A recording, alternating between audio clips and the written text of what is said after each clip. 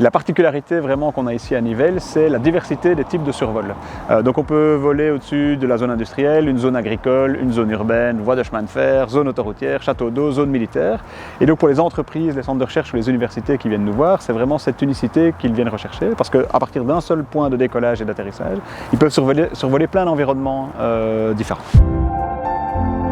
Ready2Move, c'est un centre d'excellence dédié aux systèmes autonomes. On parle de systèmes qui peuvent se déplacer à distance, que ce soit au niveau de l'air, du sol ou de l'eau. Et donc ici, on propose aux entreprises, aux centres de recherche, aux universités, de tester leur système autonome dans un environnement le plus réel possible, mais dans des conditions sécurisées.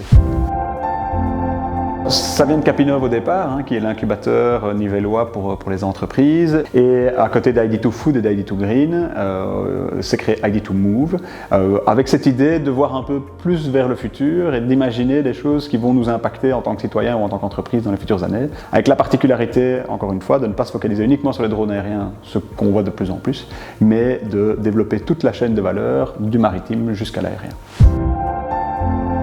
On a 3 types de services principaux. Le premier, c'est vraiment le test. Donc c'est utiliser nos zones de test intérieures-extérieures pour pouvoir se mettre en condition et éviter de ne faire que de la simulation sur ordinateur, mais se confronter à un environnement réel. La deuxième chose, c'est le centre de prototypage, notre makerspace, où on va pouvoir développer des pièces ou des structures complètes à faible coût, en tout cas à plus faible coût, et de manière assez rapide.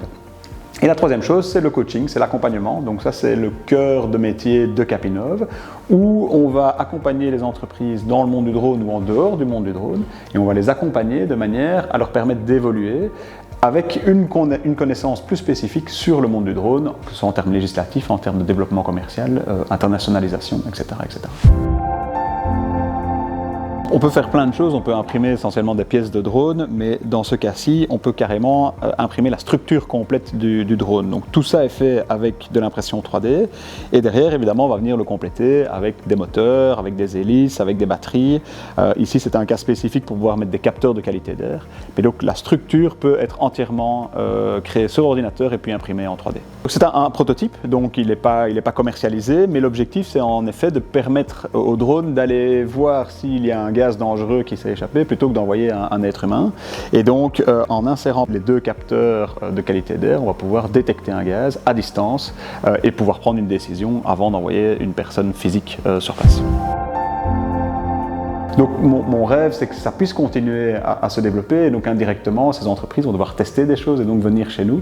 Ça, c'est vraiment la volonté qu'on met en œuvre au quotidien. Après, la législation est un frein, et donc il faut aussi que ça bouge à différents niveaux, au niveau local, fédéral, mais aussi européen.